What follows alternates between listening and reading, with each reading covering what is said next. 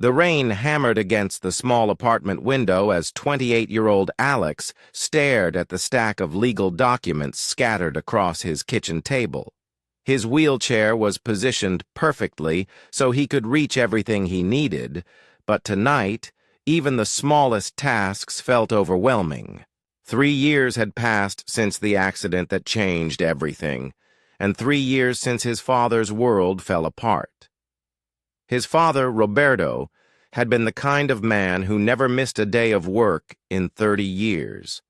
He built houses, fixed roofs, and helped construct the community center that served their neighborhood for decades. Roberto was the guy everyone called when something needed fixing, and he never asked for much in return. Just an honest day's pay for an honest day's work.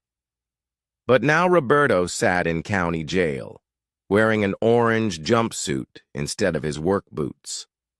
The charges against him made Alex's stomach turn every time he read them. Embezzlement, fraud, theft of community funds. Words that didn't belong anywhere near his father's name. The whole mess started when the city decided to renovate the old community center. It was falling apart, with leaky pipes and cracked walls that had been ignored for years. The neighborhood kids deserved better, and everyone was excited when the renovation project finally got approved. Roberto had been chosen as the lead contractor, something that made him prouder than anything else in his life. Alex remembered that phone call like it was yesterday. His father's voice was shaking, not with fear, but with pure joy. They picked me, Alex, me. After all these years, they finally trust me with something this important. Roberto had worked on the project for 6 months, putting in extra hours without charging overtime because he wanted everything to be perfect. Then the accusations started flying. Someone claimed that Roberto had been inflating material costs and pocketing the difference. Receipts went missing. Invoices didn't match up. Money that was supposed to go toward new playground equipment somehow disappeared. Before anyone could make sense of what was happening, the police showed up at Roberto's house with handcuffs and a warrant. Alex had rushed over that morning, his wheelchair barely fitting through the narrow doorway of his childhood home. He found his father sitting on the couch, staring at the wall with empty eyes. Roberto had always been a strong man, but that day, he looked broken. "I didn't do it, Alex," Roberto whispered. "I swear on your mother's grave, I didn't take a penny that wasn't mine. But they have papers. They have evidence. How do I fight something I don't understand?" That was the moment Alex decided to become his father's lawyer. The decision seemed crazy to everyone who knew them. Alex had graduated from law school just 2 years before his accident, but he'd never practiced law. The car crash that left him paralyzed from the waist down had also shattered his dreams of working at a big law firm. He'd been planning to specialize in corporate law, making good money and living the comfortable life his parents had always wanted for him. Instead, he spent most days in physical therapy, learning how to navigate a world that wasn't built for people in wheelchairs. Simple things like getting to the courthouse or reaching files on high shelves became daily challenges. His savings were running out, and the medical bills kept piling up, but his father needed him, and Alex wasn't going to let Roberto face this alone. The first time Alex wheeled himself into the courthouse, he felt like everyone was staring. The security guards had to figure out how to check his wheelchair for weapons. The elevator was broken, so court staff had to help him up a ramp that was way too steep. By the time he made it to the courtroom, he was exhausted, and his shirt was soaked with sweat. The prosecutor, a sharp-dressed man named Chen, looked at Alex like he was some kind of charity case. "Are you sure you don't want to hire a real attorney?" Chen asked with a smirk. "This is a serious felony case, not traffic court." Alex gritted his teeth and replied, "I am a real attorney, and I'm going to prove my father's innocence." Chen laughed. Actually laughed. "Good luck with that, kid." That laugh lit a fire in Alex's chest that burned for months afterward. He started, spending every waking hour studying his father's case. His small apartment became a war room, with documents taped to the walls and files organized in boxes he could reach from his wheelchair. He taught himself criminal law by reading every book he could get his hands on. He watched courtroom videos online until he could predict what the judges would say before they said it. The more Alex dug into the case, the more things didn't add up. The receipts that supposedly proved his father's guilt were photocopies, not originals. The witness statements contradicted each other in ways that made no sense. The timeline of events kept changing every time someone told the story. But the biggest red flag was the money trail itself. According to the prosecution, Roberto had stolen $43,000 over 6 months. But Alex's father had been depositing his regular paychecks into the same bank account he'd used for 20 years. There were no sudden large deposits, no expensive purchases, no secret accounts in other banks. If Roberto had stolen that much money, where was it? Alex started, making phone calls. He contacted every supplier that had worked on the community center project. He tracked down workers who had been on the job site. He even convinced his neighbor to drive him around town so he could interview people face to face. What he discovered made his blood run cold. The receipts showed payments for materials that were never delivered. Workers who were supposedly paid never received their money. Equipment that was charged to the project was found sitting in the prosecutor's own office, parking lot. Someone had definitely been stealing from the community center renovation, but it wasn't Roberto. The problem was proving it. Every time Alex filed a motion requesting more evidence, it was denied. Every time he asked for witness statements, he was told they were unavailable. The judge assigned to the case, a stern older man named Wells, seemed to have already made up his mind about Roberto's guilt. Alex's friends and family started to worry about him. He'd lost weight from working 18-hour days. His physical therapy appointments were missed because he was too busy researching case law. His apartment was a mess of legal documents and takeout containers. "You're killing yourself for this," his aunt told him during one of her visits. "Your father wouldn't want you to sacrifice your health for his problems." But Alex knew better. Roberto had worked his whole life to give his family a better future. He'd paid for Alex's law school, education by working overtime and weekends. He'd never missed a single one of Alex's graduation ceremonies, even when his back was killing him from construction work. Now it was Alex's turn to fight for his father. The breakthrough came on a Tuesday night in November. Alex was going through the financial records for the 20th time when he noticed something strange about the bank account numbers. Some of the checks made out to Roberto's company had been deposited into an account that was only one digit different from his father's real account. Alex's hands shook as he cross-referenced the account numbers with the bank records he'd requested months earlier. The account with the similar number belonged to someone else entirely, someone who had access to the project funds and the ability to create fake invoices, someone in the prosecutor's office. As Alex dug deeper, he found a web of corruption that went far beyond his father's case. The same pattern appeared in other community development projects around the city. Money disappeared. Contractors were blamed. Cases were quickly closed with guilty pleas and minimum sentences. Alex realized that his father hadn't just been framed. He'd been chosen as a scapegoat in a much bigger scheme. The evidence was overwhelming, but Alex knew that presenting it in court would be the biggest challenge of his life. He'd never argued a case before a jury. He'd never cross-examined a witness. He'd never even stood up in a courtroom to make an objection. But he was about to do all of those things, and more. As Alex organized his evidence for the final hearing, he made a decision that would shock everyone in that courtroom. He was going to stand up for his father in every sense of the word, even if it meant risking everything he had left. The morning of November 15th started like any other day, but Alex knew it would change everything. He'd been awake since 4 in the morning, going over his notes one last time. His hands trembled as he arranged the evidence folders in his wheelchair bag. This was it.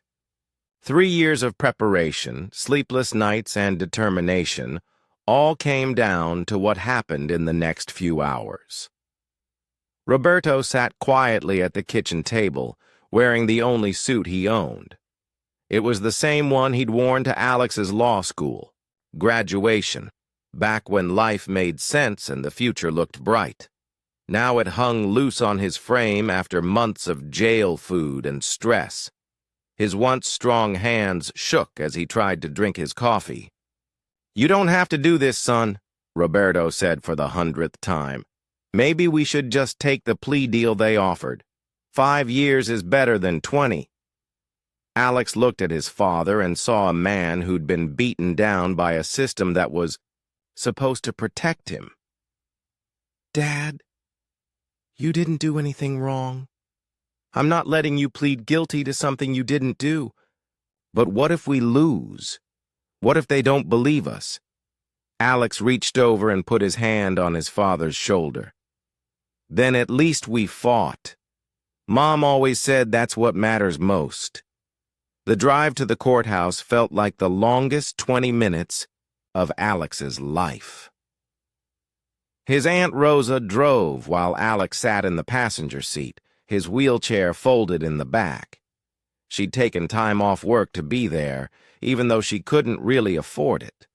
The whole family had been through so much these past few years. "You sure you can do this, mijo?" Rosa asked as they pulled into the courthouse parking lot. "Standing up for that long? Your legs haven't been strong enough for more than a few minutes." Alex had been practicing in secret for weeks. The leg braces were uncomfortable and heavy, but he could stand for about 10 minutes if he used his crutches for support. It would have to be enough. He'd done the math, and his opening statement would take exactly 8 minutes if he spoke at a normal pace. "I can do it, Tia. I have to." The courthouse was busier than usual. Word had gotten around the neighborhood about Roberto's case, and many people had come to show support. Alex recognized faces from the community center, families who'd known his father for decades. Some looked hopeful, others worried. A few seemed to have already decided Roberto was guilty. Getting through security was always an adventure. Alex had called ahead to make sure the metal detectors could accommodate his wheelchair, but there was always something that went wrong. Today, one of the security guards was new and didn't know the procedure. It took 15 minutes just to get inside the building. By the time they made it to the courtroom, Alex was already feeling drained. The elevator had broken down again, so they'd had to use the freight elevator in the back of the building. His dress shirt was wrinkled, and he could feel sweat starting to form on his forehead. Judge Wells was already at his bench, looking as stern as ever. At 62 years old, Harrison Wells had a reputation for being tough but fair. He'd been on the bench for over 20 years and had seen every kind of case imaginable. He wore his gray hair slicked back and his reading glasses perched on the end of his nose. Alex wheeled himself to the defendant's table, Roberto walking slowly beside him.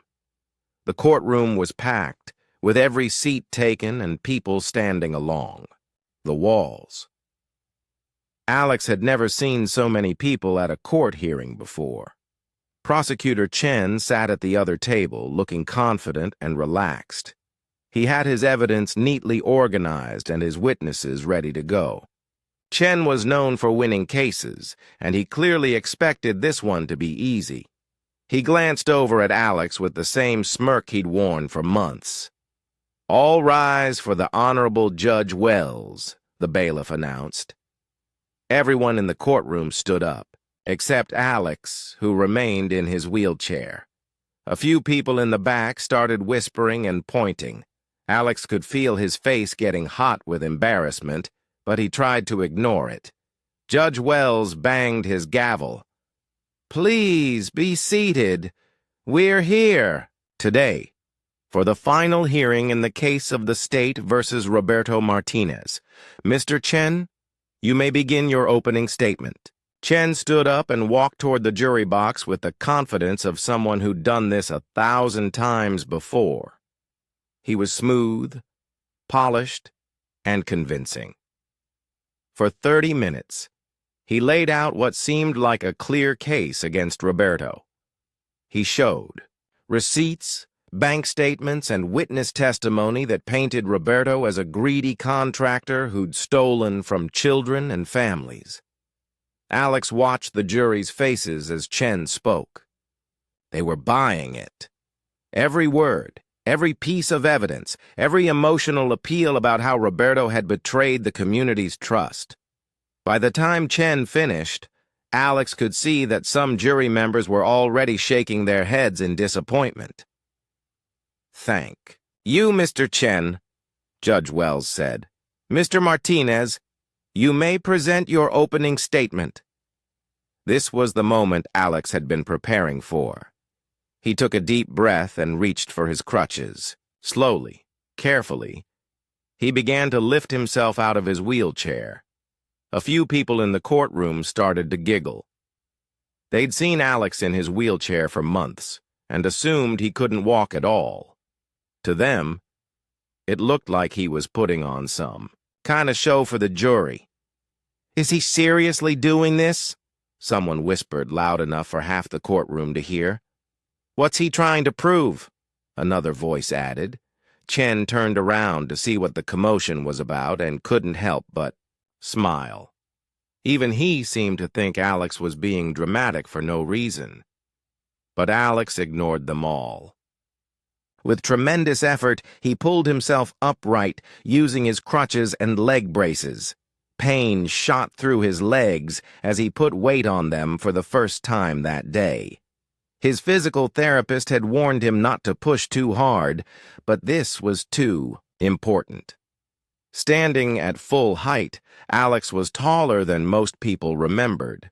Before the accident, he'd been 6 feet tall and athletic. Now, supported by metal braces and determination, he looked every bit the lawyer he'd trained to be. The laughter in the courtroom started to die down as people realized this wasn't a joke or a publicity stunt. Alex was in obvious pain, but his voice was strong and clear. "Your Honor, members of the jury, my name is Alex Martinez, and I'm here to prove that my father, Roberto Martinez, is completely innocent of these charges." Judge Wells leaned forward slightly. Even he seemed surprised by Alex's presentation. "For the past 3 years, I've investigated every detail of this case. I've talked to witnesses, examined documents, and followed money trails that the prosecution either couldn't find or chose to ignore. What I discovered will shock you." Alex opened the first folder of evidence, his hands steady despite the pain in his legs. "The prosecution wants you to believe that my father stole $43,000 from a community center renovation project. They've shown you receipts, bank statements, and invoices that seem to prove their case. But what they haven't told you is that every single piece of evidence they've presented is either fake, altered, or deliberately misleading." A murmur went through the courtroom. Chen started to look less comfortable in his chair. "Your Honor, I have documents that prove someone in the prosecutor's office has been running a scheme to defraud community development projects for years. My father wasn't a criminal. He was a convenient scapegoat." Alex reached for his second folder, and for a moment, his left leg gave out slightly. He caught himself on his crutches, but the effort was clearly taking its toll. Sweat was running down his face, and his breathing was getting heavier. "Mr. Martinez," Judge Wells said with concern in his voice, "perhaps you should sit down and continue your statement from your wheelchair." "No, Your Honor," Alex replied firmly. "I can stand. I need to stand for this." He opened the folder and pulled out a bank statement that had taken him months to obtain. This document shows that the stolen money was deposited into an account belonging to David Chen, the same prosecutor who's trying to convict my father today. The courtroom exploded in shocked whispers and gasps. Chen jumped to his feet, his face red with anger. "Objection! Your Honor, this is completely inappropriate. These accusations are unfounded and—" "Overruled," Judge Wells said sharply. "Mr. Martinez, please continue." Alex could barely feel his legs anymore, but he pressed on.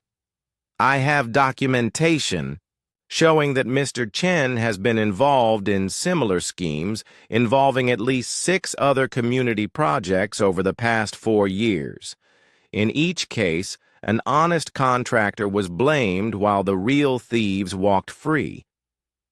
He held up another document, this one showing a pattern of suspicious bank transfers that all led back to accounts connected to Chen and his associates. "My father dedicated his life to building homes and helping his community. He worked on that community center project because he wanted to give back, not because he wanted to steal. The real criminals are sitting right here in this courtroom, hiding behind badges and law degrees." Alex's voice was getting stronger, even as his body was getting weaker. The entire courtroom was hanging on his every word. "I'm asking you to look at the evidence with fresh eyes. Don't just accept what you've been told. Question everything. Follow the money. And when you do, you'll see that Roberto Martinez is not just innocent. He's another victim of a corrupt system that preys on honest, hard-working people." By the time Alex finished his opening statement, his legs were shaking so badly he could barely stand. But he'd done it. He'd presented his case while standing on his own 2 feet, and the entire courtroom knew it meant something special. As he slowly lowered himself back into his wheelchair, the courtroom was completely silent. Even the people who had been laughing at him earlier were now staring with respect and amazement. Judge Wells looked around the packed courtroom and then focused his attention on Alex. "Mr. Martinez, that was quite an opening statement. I think we're all very interested to see your evidence." Chen was no longer smiling. In fact, he looked like a man who'd just realized his whole world was about to come crashing down.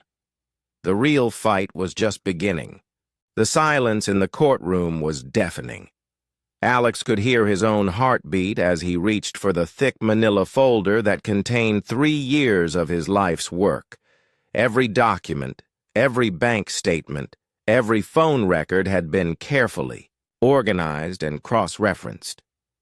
This was the moment he'd been preparing for since the day his father was arrested. Judge Wells adjusted his glasses and leaned forward. "Mr. Martinez, please present your evidence to the court." Alex's hands were shaking, but not from the physical strain of standing earlier. He was about to expose a conspiracy that went deeper than anyone imagined.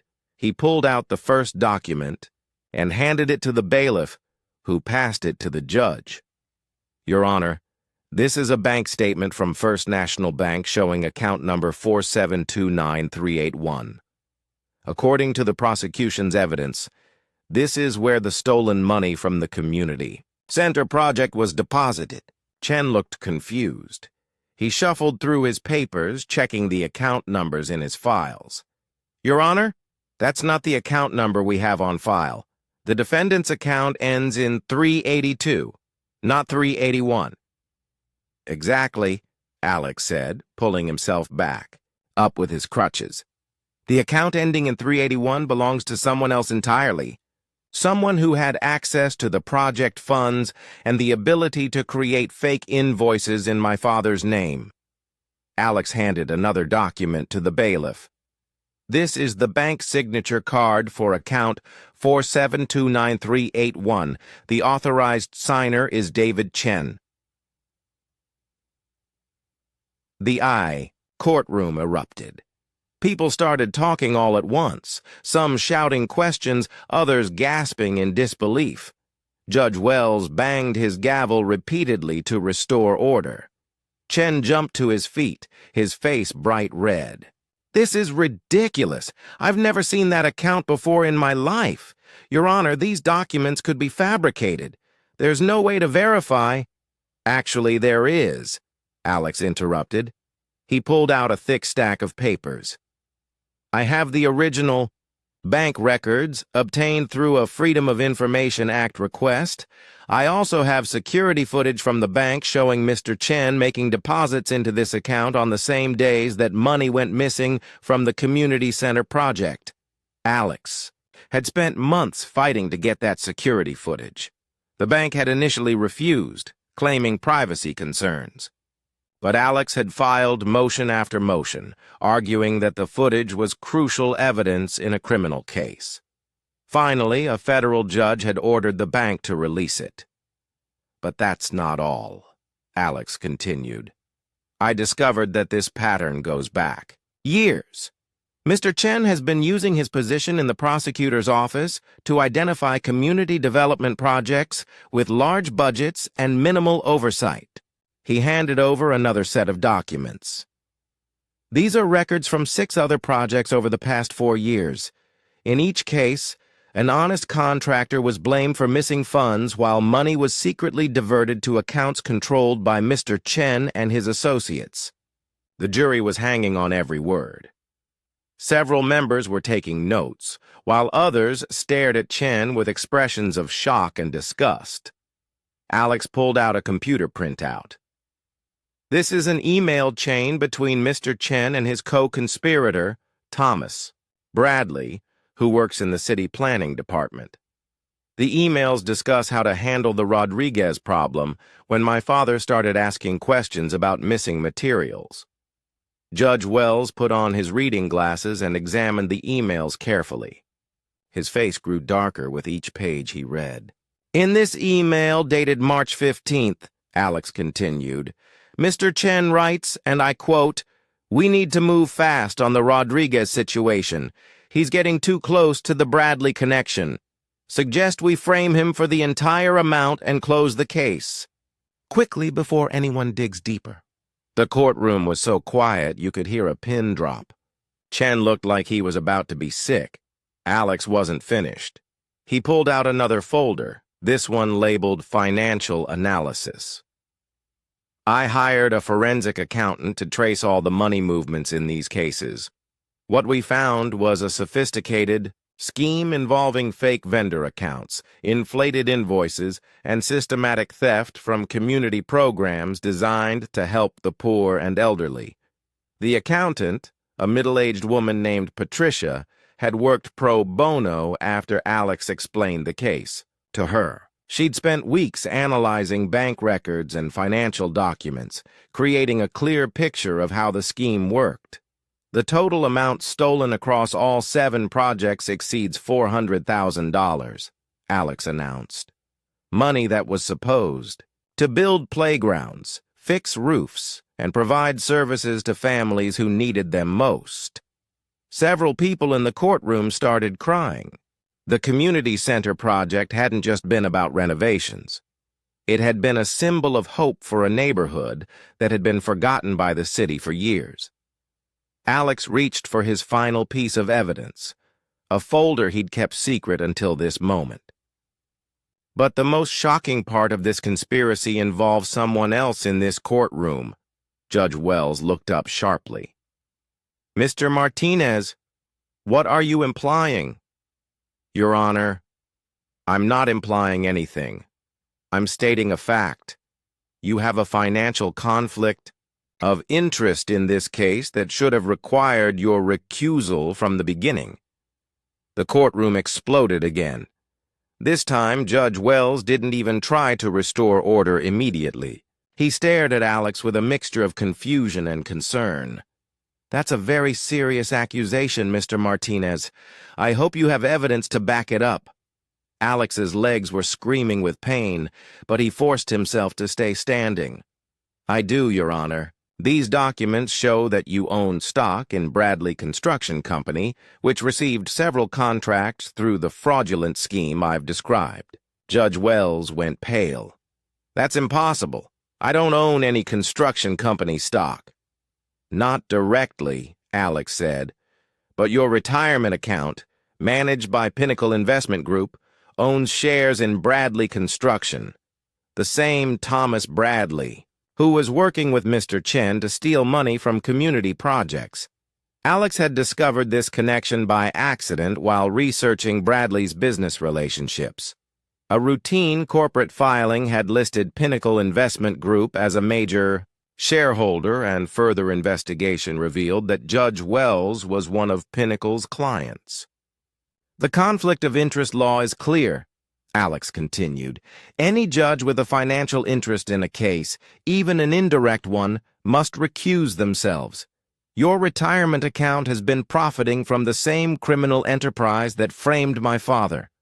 Judge Wells was studying the documents with growing alarm. "I had no knowledge of this investment. My retirement account is managed by a third party. I don't make individual stock selections."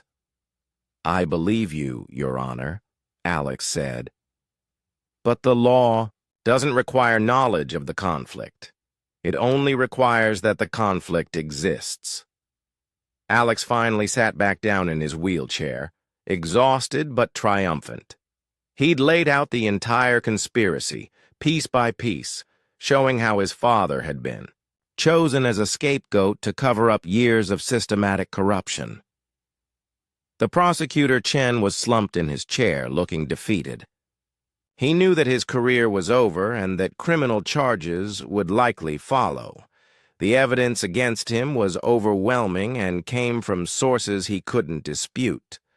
But Alex wasn't done yet. He had one more surprise that would shake the courtroom to its core.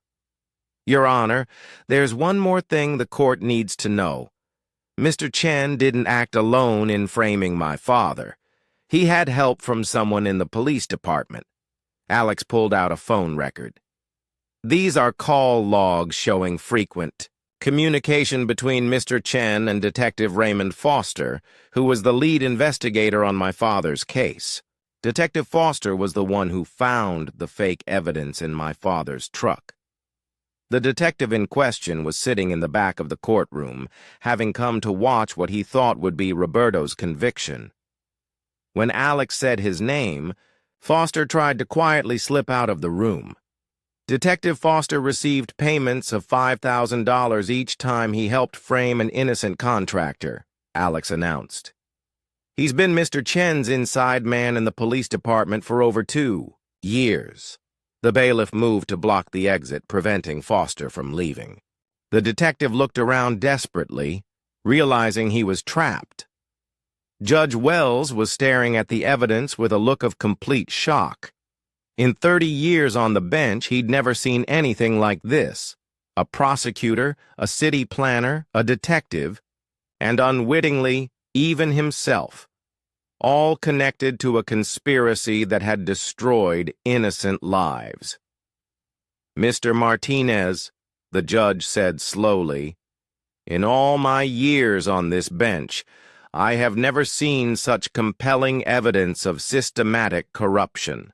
This court is going to take a 30-minute recess while I review these documents in detail." As the judge left the courtroom, Alex finally allowed himself to relax. He'd done it. He'd exposed the truth, but he knew the hardest part was still coming. Judge Wells would have to make a decision that would determine not just his father's fate, but the future of justice in their entire community. The corrupt officials were exposed, But would they face real consequences? Would his father finally be free? Alex looked over at Roberto, who was crying tears of relief and pride. For the first time in 3 years, his father looked like he believed that justice might actually be possible. The courtroom was buzzing with conversations as people tried to process what they'd just witnessed. A young man in a wheelchair had just taken down an entire network of corrupt officials using nothing but determination, evidence, and the truth. But the story wasn't over yet. The most dramatic moment was still to come. The 30-minute recess felt like 30 hours. Alex sat in his wheelchair outside the courtroom, surrounded by family members and neighbors who had come to support Roberto. His Aunt Rosa kept bringing him water and asking if he needed anything, but Alex couldn't focus on anything except what was happening behind the closed courtroom doors. Judge Wells was reviewing every piece of evidence Alex had presented. The bank records, the emails, the phone logs, the security footage, everything that proved his father's innocence and exposed the corruption that had destroyed so many lives.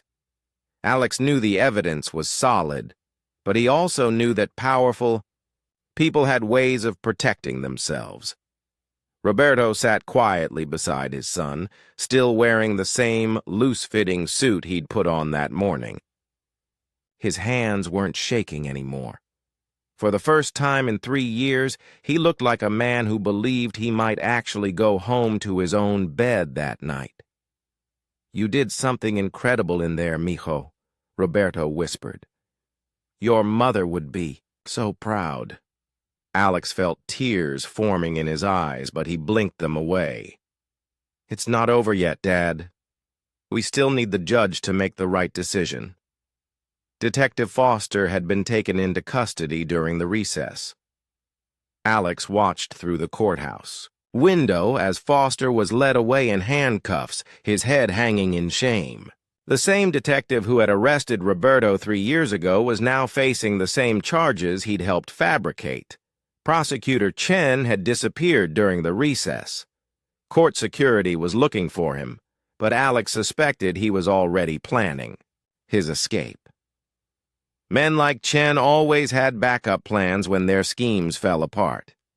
Thomas Bradley from the city planning department had also vanished.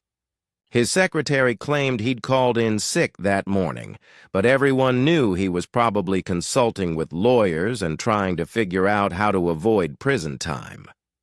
When the bailiff announced that court was back in session, Alex wheeled himself back into the courtroom with a mixture of hope and terror. Everything he'd worked for, everything he'd sacrificed, came down to what happened in the next few minutes. Judge Wells entered the courtroom looking older than he had that morning. The weight of what he'd discovered seemed to have aged him years, in just 30 minutes. He carried a thick folder containing all of Alex's evidence, and his usually confident demeanor had been replaced by something that looked like profound sadness. "Please be seated," the bailiff announced, though Alex remained in his wheelchair as always. Judge Wells looked around the packed courtroom, making eye contact with many of the people who had known and trusted him for decades. When he spoke, his voice was quieter than usual. "In 30 years on this bench, I have presided over thousands of cases. I have seen evidence of human cruelty, greed, and violence that would shock most people, but I have never seen anything quite like what was presented in this courtroom today." Alex held his breath. Everything depended on what the judge said next. "Mr. Alex Martinez, what you have accomplished here today is nothing short of extraordinary. Despite overwhelming obstacles, despite a system that failed you and your family, despite physical challenges that would have stopped most people, you uncovered a conspiracy that reaches into the very heart of our justice system." Judge Wells paused and looked directly at Alex. You taught yourself criminal law well enough to outperform prosecutors with decades of experience. You investigated this case more thoroughly than trained detectives. You obtained evidence that professional law enforcement either couldn't find or chose to ignore. The judge stood up from his bench, something Alex had never seen him do during a court proceeding. But most importantly, you never stopped believing in the truth. You never accepted that injustice was inevitable. You fought for your father with everything you had. Alex felt his heart pounding as Judge Wells stepped down from his elevated position behind the bench. The entire courtroom watched in stunned silence as the judge walked across the room toward the defense table. "Mr. Roberto Martinez," Judge Wells said, stopping directly in front of Alex's father, "I owe you an apology. This court owes you an apology. The entire justice system owes you an apology."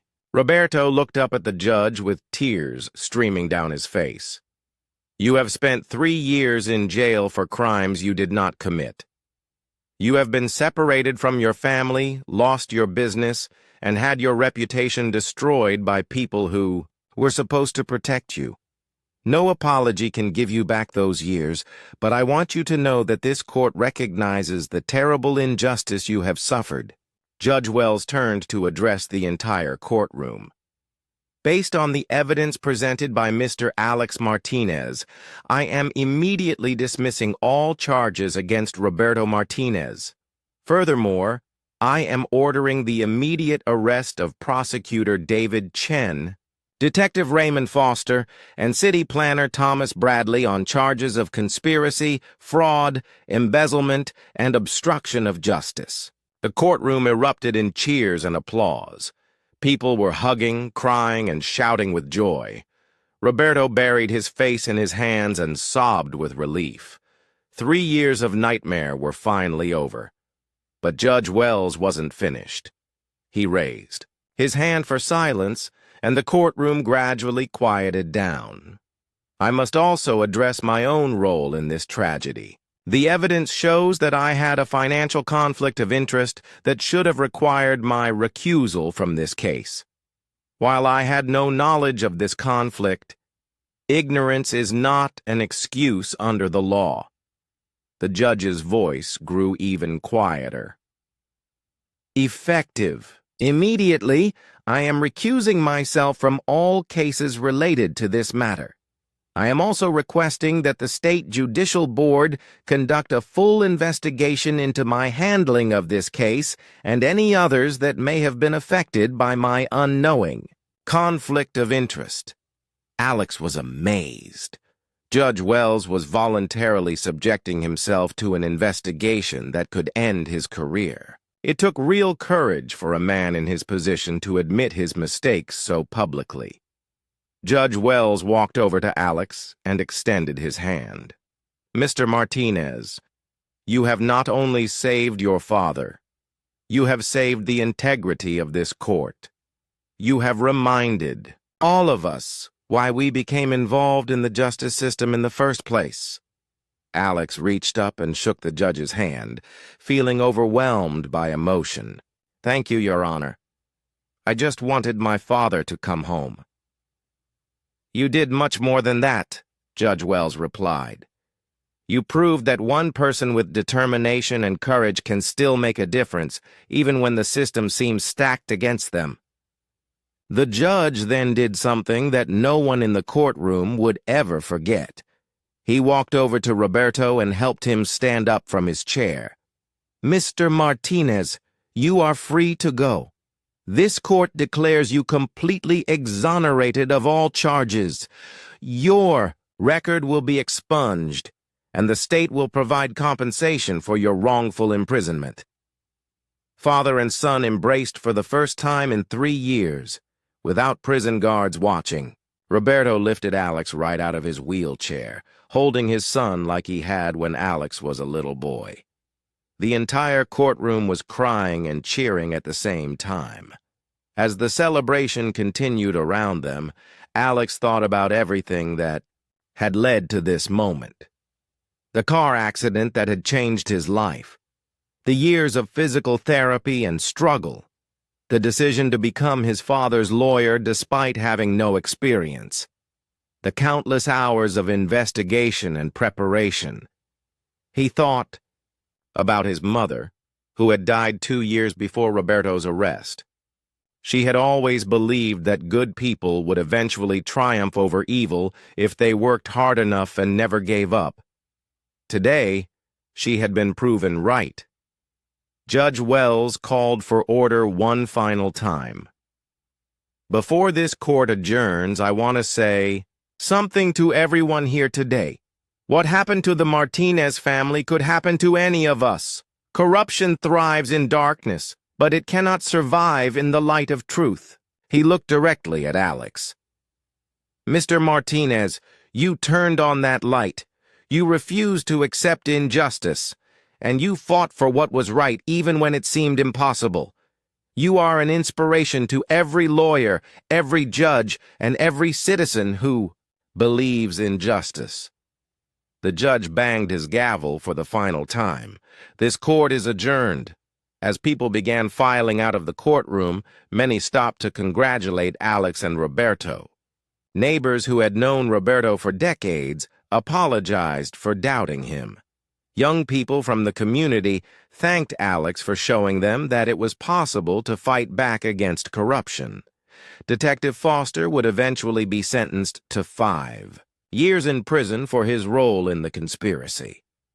Prosecutor Chen was captured trying to flee the country and received a 15-year sentence. Thomas Bradley cooperated with investigators and received a reduced sentence in exchange for helping to identify other victims of the scheme.